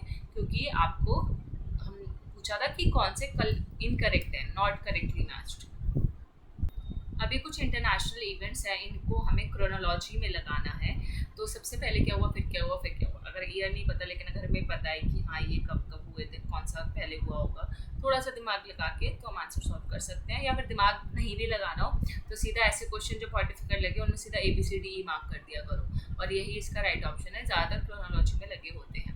फिदेल कास्ट्रो की जो क्यूबन रिवोल्यूशन हुआ था, क्यूबन रेवोल्यूशन के बाद जो वहाँ पे एक लीडर थे, आई गेस फुल्कीनिको ऐसा करके कुछ नाम था, ठीक है, इनको हटा दिया गया था 1959 में। और किसने हटाया था? फिदेल कास्ट्रो ने। इसको ओवरथ्रो किया, इनके रिजाइम को, इसको हटा के खुद आ गए थे पावर में फिदेल कास्ट्रो। तो ऑप्शन नंबर ए, मतलब ये बेसिकली कोल्ड वॉर के टाइम्स जो है उसके अराउंड ये क्रोनोलॉजी पूछी गई है। तो कोल्ड वॉर भी आपका एक टॉपिक है IR में, तो उसको आप अच्छे से कवर कर सकते हो। देन बी ऑप्शन है जॉन एफ कैनेडी, जो थे 35th प्रेसिडेंट बने USA के। फिर जॉन आपका ये देखे तो 23 जो थे वो implored the Kremlin not to start a nuclear war, और इसको उन्होंने क्रेमलिन में यह बोला कि हम न्यूक्लियर वॉर स्टार्ट नहीं करना चाहते, और उसको इसके लिए इम्प्लोर्ड मतलब क्या होता है? इम्प्लोर्ड मतलब बेसिकली होता है रिक्वेस्ट करना किसी चीज़ के लिए, आप प्लीज़ ये मत करो, मतलब सीरियस सिचुएशन के टाइम पे जब हम रिक्वेस्ट करते हैं, ठीक है, जैसे अभी सीज फायर हुआ। तो वो जो थे वहाँ के जॉन 23, उन्होंने क्रेमलिन एक जगह है मॉस्को में, ठीक है, तो वहाँ पे उनको बोला वहाँ के स्टेट को, वहाँ के लीडर को कि प्लीज़ आप न्यूक्लियर वॉर शुरू मत करो। तो ये उसके बाद का इवेंट है। फिर एक America U2 was shot down over Cuba. U2 जो यूरेनियम 2 हम बोलते हैं, तो वहाँ पे एक मिसाइल अमेरिका ने क्यूबा में वहाँ पे लॉन्च कर दी थी, ठीक है, तो ये ऑप्शन हुआ। फिर इसके बाद सोवियत लीडर जो थे निकिता क्रुश्चेव, उन्होंने अनाउंस किया that he has agreed to remove the Soviet missiles from the Cuba, क्योंकि रशिया ने अपनी जो मिसाइल्स थी वो क्यूबा में लगा दी थी, है ना, और इससे अमेरिका को भी थ्रेट था। तो रशिया ने बोला कि ठीक है, लास्ट में ये हुआ कि रशिया ने बोला ठीक है, मैं अपनी जो मिसाइल्स मैंने यहाँ प्लांट की थी उनको मैं वापस लेता हूँ, क्योंकि अमेरिका ने वहाँ पे क्यूबा में U2 शॉट कर दिया था कि अच्छा, फिर रशिया डर गया और पीछे हटा ली उसने अपनी मिसाइल। तो ये आपका था करेक्ट क्रोनोलॉजी। अब ये क्वेश्चन भी काफ़ी इंपॉर्टेंट है, तो ऐसे क्वेश्चन से आपको याद रखना है कि आपको सारी न्यूक्लियर ट्रीटीज़, उनका मेन गोल और ईयर याद रखना है क्रोनोलॉजी में, ठीक है। तो ये हमने बहुत बारी ये वाले ऐसे क्वेश्चन प्रैक्टिस करे हैं। ये 2025 का है, लेकिन जब हमने 2017 से अभी तक प्रैक्टिस कर रहे थे, ये ऐसे क्वेश्चन बहुत बारी रिपीट हुए हैं ऑलमोस्ट हर साल। तो हमारा अगर एंटार्क्टिक ट्रीटी की बात करें तो 1959 में हुई थी, सबसे पुरानी ट्रीटी है। ABM ट्रीटी 1972 में हुई थी। आउटर स्पेस ट्रीटी 1967 में हुई थी, और लिमिटेड टेस्टमेंट ट्रीटी 1963 में हुई थी। तो मैंने जैसे बोला कि ज़्यादातर ऐसे क्वेश्चंस में आमने सामने आंसर दे रखे होते हैं, तो आप वो भी देख सकते हो। तो आउटर स्पेस ट्रीटी का याद रखो, लिमिटेड टेस्टमेंट ट्रीटी, NPT क्या है, CTBT क्या है, ये सारी चीज़ें। अभी IR की जो आप रियलिज्म थ्योरी पढ़ते हो उससे ये क्वेश्चन है कि रियलिज्म के कौन कौन से थिंकर्स हैं और कौन कौन से नहीं। यहाँ पे पूछा है कौन से नहीं है। स्टीफन वॉल्स रियलिज्म के थिंकर है, जॉन मेर्शाइमर है, केनेथ वॉल्ट्स हमारे ये ऑफेंसिव रियलिज्म में आते हैं, डिफेंसिव रियलिज्म में आते हैं, ये भी डिफेंसिव रियलिज्म में आते हैं। बाकी बचा विड्रो विल्सन, इमानुएल कांत, हमारे आइडियलिज्म के थिंकर है, राइट। तो हमारा करेक्ट आंसर क्या होगा? नॉट पूछा है तो D और E। अब ऐसे क्वेश्चंस के लिए कोई ट्रिक नहीं होती, लेकिन हाँ कुछ, क्योंकि बहुत फेमस आइडियोलॉजीज हैं, फेमस थ्योरी रही हैं IRs की, तो आपको ये इनके थिंकर्स तो मेजर पता होने चाहिए। अब ये कुछ टेररिस्ट अटैक्स हुए हैं, आपको क्रोनोलॉजी में लगाने हैं। तो अगर मैं बात करूँ, जैसे आपको थोड़ा सा ये ऑप्शन आप देख लो। सबसे पहले हमारा अटैक हुआ था एयर इंडिया फ्लाइट पे अटैक हुआ था 182 बॉम्बिंग। तो आपको इसके डेट मत याद रखो, बस क्रोनोलॉजी याद रख लो कि पहले कौन सा हुआ फिर कौन सा। रिपीटेशन के चांसेस 5% हो सकते हैं, ज़्यादा नहीं, आ भी सकता है नहीं भी, पर इतना इंपॉर्टेंट नहीं है। पर हाँ याद रख लेते हैं, एयर इंडिया फ्लाइट सबसे पहले अटैक हुआ एयर इंडिया फ्लाइट पे। उसके बाद अटैक हुआ टोक्यो सबवे सरीन पे। पहले फ्लाइट पे अटैक हुआ, फिर सबवे पे अटैक हुआ, ऐसे याद कर सकते हैं। देन बी में फिर पार्लियामेंट पे अटैक हुआ। सबवे कहाँ जा रहा था? वो सबवे पार्लियामेंट की तरफ जा रहा था, तो पार्लियामेंट पे अटैक हुआ, इंडिया के पार्लियामेंट पे। फिर बात करते हैं ए, मॉस्को थिएटर हॉस्टेज क्राइसिस हुए, ठीक है। तो फिर पार्लियामेंट के बाद क्या हुआ? पार्लियामेंट पे अटैक करके हम मूवी देखने चले गए और हमने थिएटर पे अटैक कर दिया, वैसे मान के चलो, ठीक है। लेकिन वहाँ पे उनको हॉस्टेजेस बना दिया, ठीक है। और फिर लास्ट आपका आएगा कैंप शीचर मैसेकार होता है जो लास्ट बड़े लेवल पे बहुत बॉम्बिंग्स होती है, जैसे जलियांवाला मैसेकर था वैसे। लास्ट में क्या जब सब कुछ हुआ तो उन्होंने बहुत बड़ी पॉपुलेशन को टारगेट किया और पूरा का पूरा मास लेवल पे किलिंग हुई, तो मैसेकार मर्डर होगा बेसिकली इन सबका। तो डी, ठीक है। तो लास्ट आपका आ जाएगा फर्स्ट ऑप्शन ECBAD, बैड। तो जैसे आप इसको हम थोड़ा सा रिमूव करके थोड़ा मैं ईयर्स बता देती हूँ, वैसे ईयर इंपॉर्टेंट है लेकिन फिर भी अगर हम कर रहे हैं तो जैसे 1995 पार्लियामेंट अटैक तो सबको पता ही दिया होगा, 2001 फिर हॉस्टेज क्राइसिस 2002 में हुए थे। ये आपका लेटेस्ट वाला है 2014 में हुआ था और इस पर एक मूवी भी बनी थी। और ये वाला जो आपका अटैक है वो है 1982 का, एयर इंडिया फ्लाइट 182 बॉम्बे। अब ये क्वेश्चन जो है जीता जागता उदाहरण है। अभी थोड़ी देर पहले हमने सार्क के जनरल सेक्रेटरी किए थे, वो भी शिफ्ट 2 में 2024 में, मतलब सिर्फ 6 महीने पहले ये क्वेश्चन आया और 6 महीने बाद ये क्वेश्चन दोबारा रिपीट हुआ है, ठीक है। जैसे मैंने आपको एहसान बताया था, फिर एक हसन बताया था, फिर मैंने बोला था एहसान किस पे किया, यादव पे, और वो हंसने लगा और फिर वो शर्मा गया, अभी बताई थी कहानी। और इस यही सेम क्वेश्चन नेक्स्ट ईयर 2025 में रिपीट हो गया, सिर्फ 6 महीने के अंदर अंदर। तो आप सोचो कि आपके लिए PYQ कितने इंपॉर्टेंट हो सकते हैं अगर आप उसको एटलीस्ट जो PYQ आया उसको याद रख लो, उससे एक्स्ट्रा इन्फॉर्मेशन याद रखो ना रखो, या अगली बार क्या पूछा जा सकता है, कुछ इंपॉर्टेंट याद, मतलब इतना ज़रूरी नहीं पता चलता कि यार क्या करना है क्या नहीं करना, पर एटलीस्ट जो PYQ है उतना ही कर लो, एक्स्ट्रा एडिशनल इन्फॉर्मेशन के लिए मेहनत, टाइम है तो करो, नहीं तो कोई बात नहीं। तो अब ये तो हमें पता है और हमें डेट्स भी, मैंने जैसे बोला आपको डेट क्रोनोलॉजी में लगाना आता है, इसमें सबसे पुरानी डेट क्या है, 1989 सबसे पुरानी डेट है और हमें पता है कि सबसे पहले ये आए थे, तो 87 से 89, तो ए का 3, फिर इसके बाद हमें पता है कि यादव साहब आए थे, तो 89 के बाद दूसरी नेक्स्ट इंपॉर्टेंट डेट क्या है, 95, 2002, ये 11, तो ऑब्वियसली अगर हमको 1 2 3 आती है तो 1995, तो बी का 1। अब हमने श्रीकांत शर्मा आखिरी में याद किया था, राइट, तो इसमें सबसे लेटेस्ट डेट क्या है, ये वाली, और बीच में क्या था, हसन थे, और हसन के जस्ट बाद निहाल रोद्रिको भी थे। लेकिन अगर ये वाला ऑप्शन तो था नहीं हमारे पास 2024 में, ये ऑप्शन नहीं था, लेकिन ये ऐड कर दिया। लेकिन हमें अगर आपको पता है कि 3 ऑप्शन भी पता है तो क्या एक ऑप्शन नहीं निकाल सकते, या 2 भी पता है तो आराम से बाकी 2 निकल जाते हैं, क्योंकि इतने भी टफ ऑप्शंस नहीं आते हैं। सो सी का आपका हो गया 2। तो अगर हम देखें ए का 3, बी का ये, तो यहाँ पे आ रहा है आपका ये ऑप्शन नंबर 4। अब यहाँ पे आपके सामने कुछ, कभी ना कभी आपने हॉथॉर्न स्टडी सुना होगा, हॉथॉर्न एक्सपेरिमेंट्स आपने सुना है, फर्स्ट हूवर कमीशन सुना है, पेंडल्टन एक्ट्स आपने सुना चाहिए, ये वाला शायद आपने ना सुना हो, पर ये 3 बहुत फेमस कमिटीज़ और एक्ट्स रहे हैं, मतलब ये कमीशन है, ये 2 एक्ट्स हैं, ठीक है। तो ये आपको बताने किससे रिलेटेड है, इसका आउटकम क्या, रिकमेंडेशन क्या आया था। तो ये मैच द फॉलोइंग का क्वेश्चन है, 1 2 भी आपको पता होंगे तो you can find the correct answer. तो अगर हम बात करें पेंडल्टन एक्ट की, तो आपको पता है सबसे इंपॉर्टेंट एक्ट था US के सिविल सर्विसेज से रिलेटेड, ठीक है, जिसको जो सिविल सर्विसेज की तैयारी कर रहे हैं, UPSC की तैयारी कर रहे हैं, उन्होंने ये एक्ट बहुत बार पढ़ा होगा। तो US civil service commission Pendleton act, तो ए का हो गया हमारा 4। तो अगर हम हॉथॉर्न स्टडीज़ वैसे ये पब्लिक एडमिनिस्ट्रेशन से है, लेकिन बाकी 3 हमारे IR से हैं। तो फर्स्ट हूवर कमीशन की अगर मैं बात करूँ तो फर्स्ट हूवर कमीशन आई थी हमारी, ये वाला ऑप्शन था उसका कि इसका आउटकम क्या निकला था, जो मैनेजरल कैपेसिटी थी एग्जीक्यूटिव ऑफिस में US प्रेसिडेंट, तो US का जो प्रेसिडेंट है उसका भी एक एग्जीक्यूटिव ऑफिस होता है जिससे वो काम करवाता है, जिससे पॉलिसीज इंप्लीमेंट कराता है। तो उस ऑफिस में मैनेजर की जो मैनेजरल जो कैपेसिटी थी, मतलब जो मैनेजमेंट स्टाफ था वो बढ़ा दिया गया था। तो वो किसके बाद बढ़ाया गया था, वो फर्स्ट हूवर कमीशन की रिपोर्ट के बाद बढ़ाया गया था। हॉथॉर्न स्टडीज़ आप सबको पता है वर्क इन्वायरमेंट और प्रोडक्टिविटी से रिलेटेड थी, किसका था, एल्टन मायो का। तो उन्होंने वर्क इन्वायरमेंट से रिलेटेड इनफॉर्मल इन्वायरमेंट भी रखना चाहिए, ये सारी 4 एक्सपेरिमेंट किए थे हॉथॉर्न में, बैक वायरिंग वगैरह, तो ये इसका ये हो जाएगा। फिर लास्ट करें US senate intelligence committee report आई थी, 2016 के प्रेसिडेंशियल इलेक्शंस हुए थे, तो रशिया के बेसिकली आपका इलेक्शंस हुए थे USA में 2016 में, और उसके ऊपर USA ने एक सेनेट इंटेलिजेंस कमेटी रिपोर्ट तैयार की थी कि इलेक्शन में किसका, जो इलेक्शन में गड़बड़ी हुई उसमें किसका इंटरफेरेंस था। तो उसका रिपोर्ट का आउटकम ये निकल कर आया और रिकमेंडेशन दिया इस कमेटी ने कि रशिया ने हमारे USA के इलेक्शन में इंटरफेयर किया है। तो ये 2016 के जो इलेक्शन हुए थे, जो ख़राब हुए हमारे इलेक्शंस और सही नतीजे नहीं आ पाए, इसमें रशिया का मिली भगत है, रशिया ने उंगली की थी बेसिकली। तो ये कमेटी ने ये रिकमेंडेशन दी और हमसे पूछा गया था कि इसकी जो एक्ट या कमीशन है इसकी आउटकम क्या है या रिकमेंडेशन क्या है। तो ये सारी चीज़ें हो गई आपकी, ये तो ऑप्शन 1, और आपको ये चारों ही option with its outcome and recommendation याद रखने हैं किस एक्ट में क्या था। ये तो USA से याद रखो, हूवर वाला आपने हू कर रहे हो जैसे, ठीक है, तो हूवर आप याद कर सकते हो कि मैनेजर है, तो सारे मैनेजर क्या कर रहे हैं, हुटिंग कर रहे हैं, हू से हुटिंग, ठीक ठीक है, सारे मैनेजर हुटिंग कर रहे हैं। हॉथर्न स्टडीज आपका ये सबसे फेमस है, इसका कोई ट्रिक भी नहीं है याद रखने का, क्योंकि ये बहुत फेमस हॉथर्न एक्सपेरिमेंट्स हुए हैं। और फिर प्रेसिडेंशियल इलेक्शन में एक रिपोर्ट तैयार हुई जिसमें रशिया ने इंटरफेयर किया, बस। अब ये कुछ ऐसा क्वेश्चन था, ये out of the box question था, कौन से यूनिट में इसको रखना चाहिए आई डोंट नो, पर मैंने IIT यूनिट में इसको रखा है। गूगल लॉन्च कब हुआ, फेसबुक लॉन्च कब हुआ, माइक्रोसॉफ्ट और ये कब लॉन्च हुआ। तो अगर मैंने जैसे बोला कि ऐसे क्वेश्चन ना ज़्यादातर इसके आमने सामने आंसर होते हैं, तो इसका आंसर ये रहा, A का 1, B का 2, C का 3, D का 4।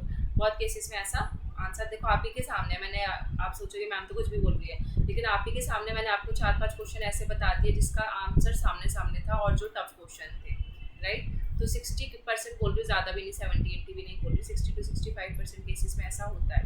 अगर आपको ऑप्शन आते हैं, क्वेश्चन आता है, तो फिर आप अपने दिमाग का इस्तेमाल करो, लेकिन अगर बिल्कुल ही नहीं आ रहा तो इस ऑप्शन के साथ जा सकते हो। तो गूगल कब लॉन्च हुआ 1998 में, फेसबुक लॉन्च हुआ 2004 में, माइक्रोसॉफ्ट 1975, एप्पल कंप्यूटर्स आए थे हमारे 1976 में। तो सबसे लेटेस्ट कौन सा है, फेसबुक है। और सबसे पुराना कौन सा है, एप्पल के कंप्यूटर। सबसे पुराना माइक्रोसॉफ्ट है, माइक्रोसॉफ्ट जब आया उसके बाद एप्पल के कंप्यूटर्स भी आ गए थे। और 1998 में गूगल लॉन्च हुआ था, ये आपको पता होना चाहिए। ये ऐसा लग रहा है आपका पेपर 1 का जो क्वेश्चन है वो ICT से रिलेटेड जो क्वेश्चन आते हैं वो इसमें घुसा दिया गलती से। अब ये क्वेश्चन है कि जॉर्जिया मेलोनी PM थे इटली के, तो इटली के जो PM थे मेलोनी, इनकी पार्टी का नाम क्या था, तो इनकी पार्टी का नाम था ब्रदर्स ऑफ इटली, ठीक है। अब ये कुछ 60 समिट्स हैं आपके सामने और इसकी डेट मेंशन है, तो आप बहुत सारी 60 समिट्स हुई हैं, अब सबका तो आप डेट याद नहीं रख सकते, पर हाँ थोड़ी बहुत क्रोनोलॉजी 4-5 60 समिट की शुरू की और लास्ट की 2-4 ऐसे करके आप याद रख सकते हो कि कौन सी थी या लेटेस्ट वाली कहाँ हुई थी। तो शुरू की अगर याद रख लें तो थोड़ा इजी रहता है। अब ढाका देखें तो ढाका की जो है आपका यहाँ पे A का 1, न्यू दिल्ली 1995, B का 2। अब इन्होंने बस ये गलत किया कि यहाँ पे कोलंबो का 1998 है और इस्लामाबाद का 2004 है। तो 1993 में हुई, फिर 1995 में, फिर 1998 में, फिर 2004 में। तो इसका ईयर वाइज क्रोनोलॉजी इन्होंने लगा रखा है ऑलरेडी। सो ये आपका हो गया करेक्ट आंसर। तो ऑप्शन नंबर 2 इज राइट।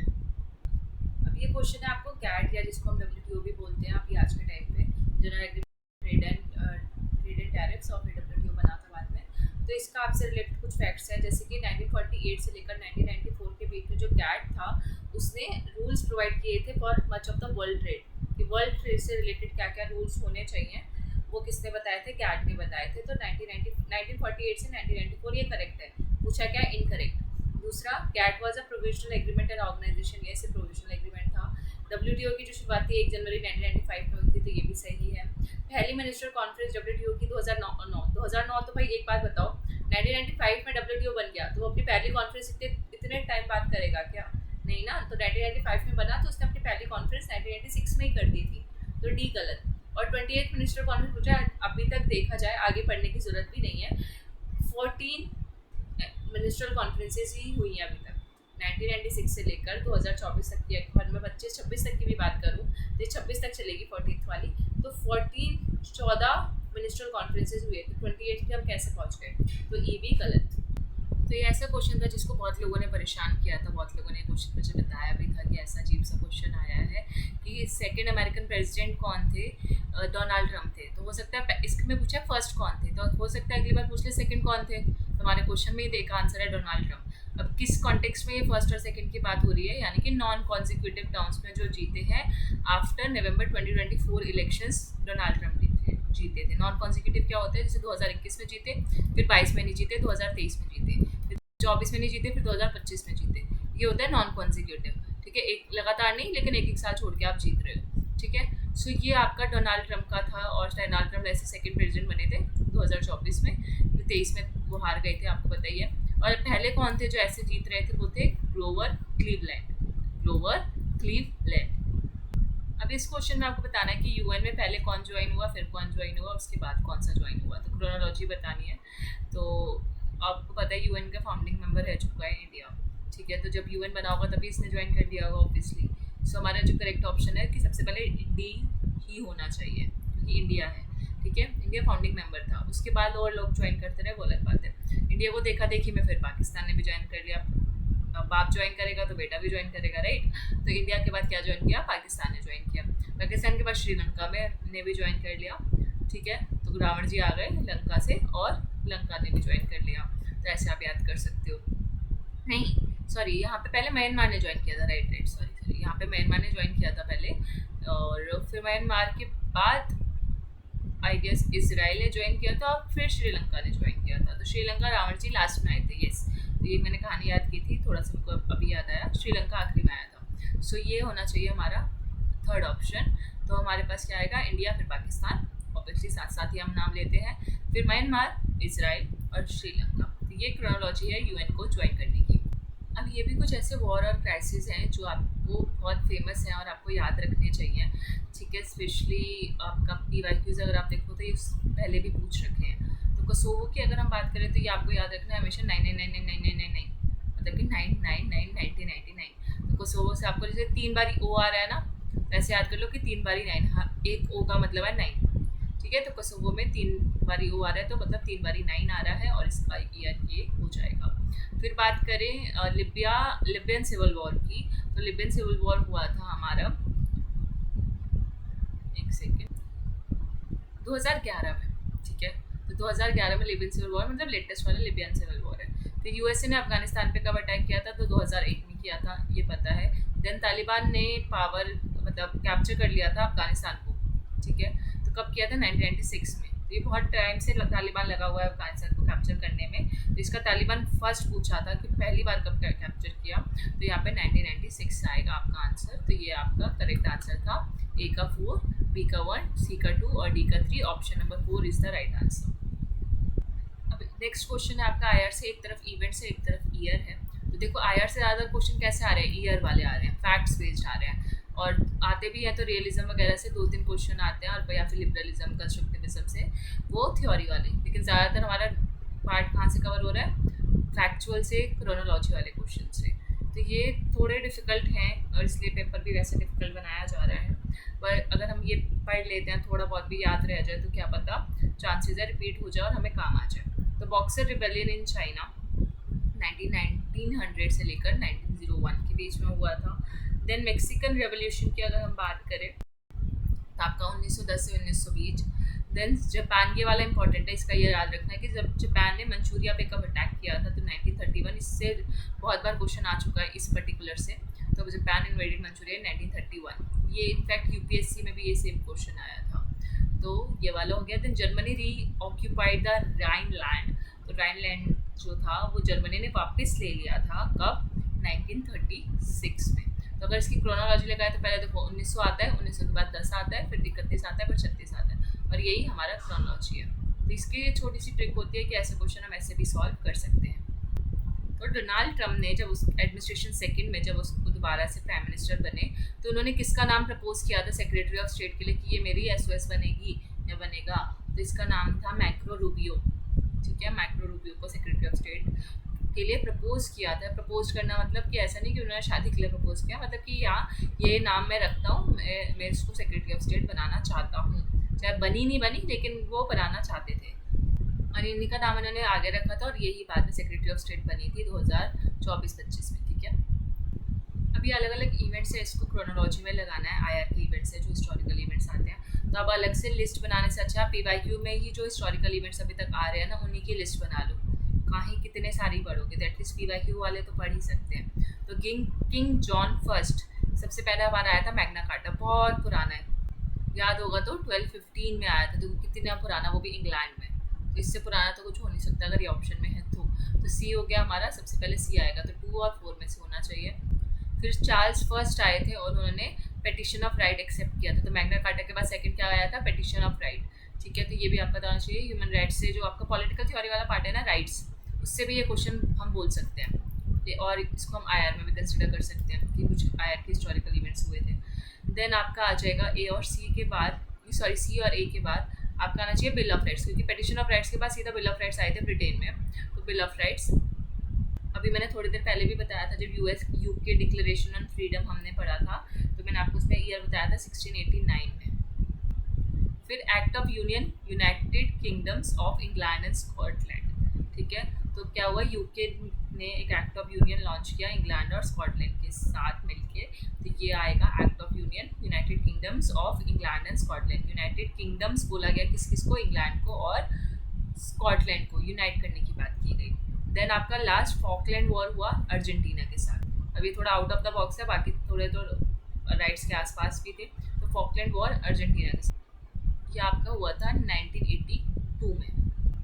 तो आपको वर्ल्ड की जो सबसे ज़्यादा खर्चा करती है मिलिट्री पे ऐसी कंट्री बतानी है क्रोनोलॉजी में 2023 के कॉन्टेक्स्ट के हिसाब से, कि अभी वर्ल्ड में सबसे ज़्यादा खर्चा करती है कौन सी कंट्री करती है, और खर्चा भी किस पे, मिलिट्री पे।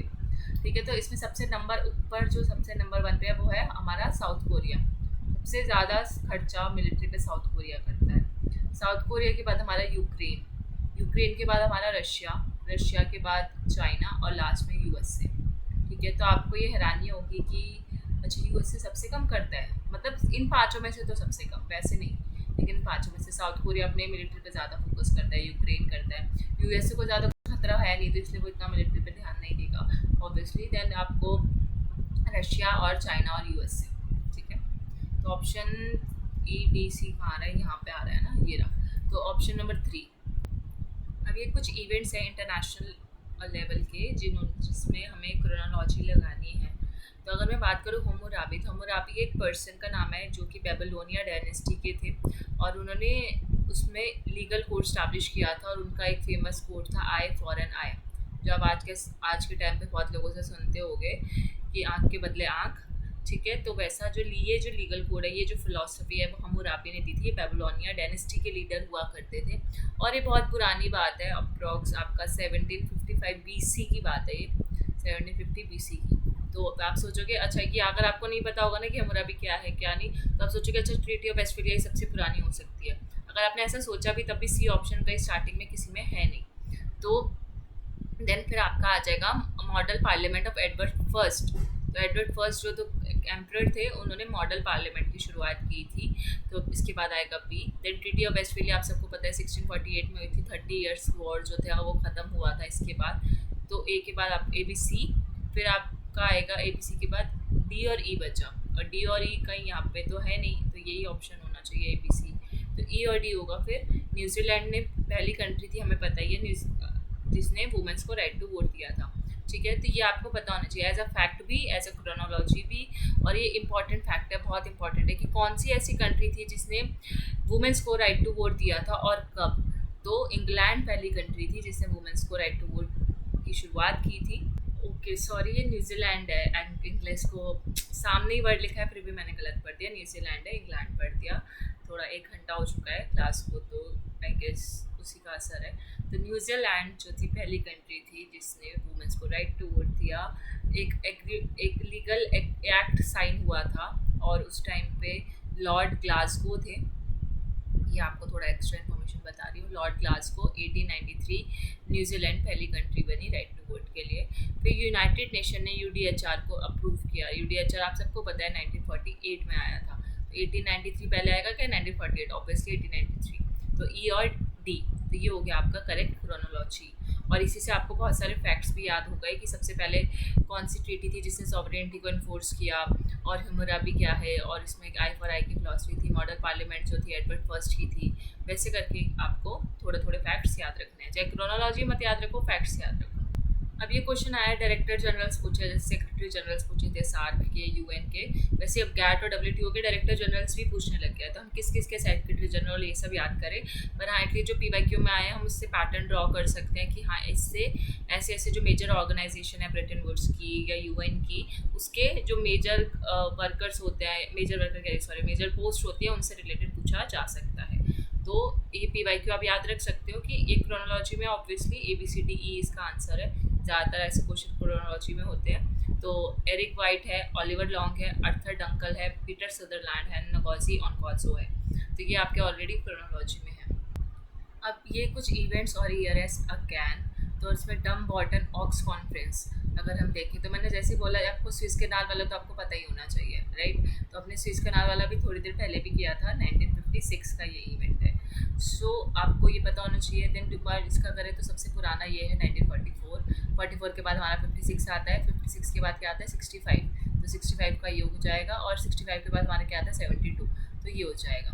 तो क्रोनोलॉजी में है ऑलरेडी, बस हमें ईयर को आगे पीछे लगा के इससे करना था, तो आंसर सही आता। और नहीं भी याद हो तो ऐसे एक ट्रिक से कर सकते हो। बाकी ये इजी क्वेश्चन भी है, देखो आपको पता होना चाहिए यूएनडीपी कब बना। यूएनडीपी हमारा जो इन्वायरमेंट वाला हम पेपर 1 पढ़ते हैं, तो उसमें हम पढ़ते ही है यूएनडीपी 1965। फिर यूएनईपी पढ़ते हैं हम, जो हमारी अर्थ समिट हुई थी, तो 1972 वो होता है उसका। और बाकी आपका 2 है सुएज़ कनाल का, ये मैंने बोला ये इंपॉर्टेंट है, याद रखना है हमेशा, क्योंकि ये पहला पीस कीपिंग मिशन था, 56 में हुआ था। और ये एक नई कॉन्फ्रेंस आई थी इसमें, डम्बॉर्टन ओक्स कॉन्फ्रेंस। तो पहली बार अगर आपने सुना है तो इसको भी याद रख लो, 4-4। तो 4-4 ओक्स में 4-4 ऐसे करके कुछ भी, मतलब जो डम लोग हैं वो 44 हैं, या 44 डम लोग हैं ऐसा करके कुछ, या 44 बर्तन हैं।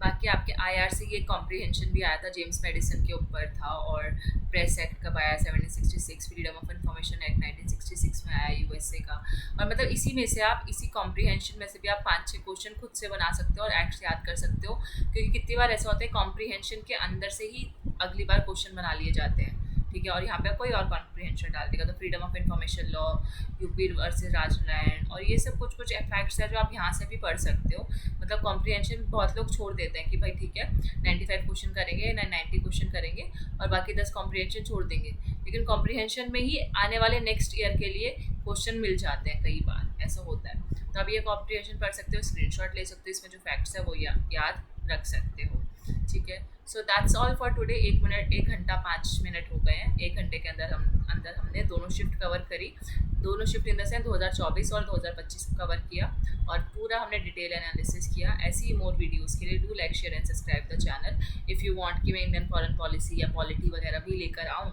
ऐसे ही सेम PYQs के साथ, 8 साल के PYQs के साथ, तो अगर आप लाइक करते हो, कमेंट करते हो, तो थोड़ा मोटिवेशन मिलेगा और नेक्स्ट वीडियो जल्दी ही आ जाएगी। So thank you so much for watching. मिलते हैं नेक्स्ट लेक्चर में। Stay tuned, Tata.